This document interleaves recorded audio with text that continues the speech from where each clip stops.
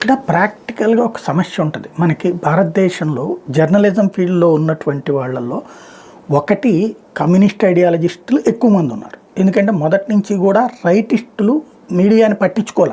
మనది ఈ వ్యవస్థ కాదు అనుకున్నారు. మనదంతా వ్యాపారం చేసుకోవాలి, ఉద్యోగాలు చేసుకోవాలా, ఈ పనుల్లో ఉంటూ ఉండిపోయారు. అదే సందర్భంలో ఇటొచ్చేటప్పటికి కమ్యూనిస్టులొచ్చేటప్పటికి సమాజాన్ని ప్రభావితం చేసేటటువంటి పాయింట్‌లో మనం ఉండాలి అనుకున్నారు.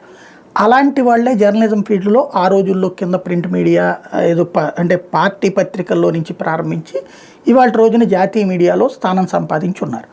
వాళ్ళకి హిందుత్వం అంటే తెలీదు, దానికి సంబంధించిన ధర్మం అంటే ఏంటో తెలీదు, ఆ పూజా విధానం అంటే ఏంటో తెలీదు.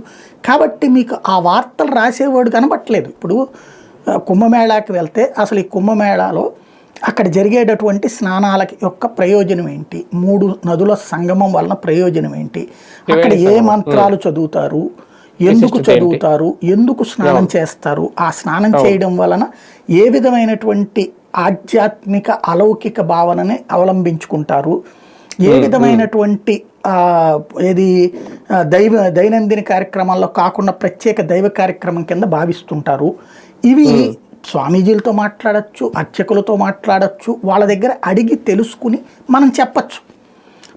మనకి అన్నీ తెలియనప్పుడు తెలుసుకోవాల్సినటువంటి అవసరం ఉంది. ప్రతి మనిషి లెర్నర్ ఎప్పుడూ కూడా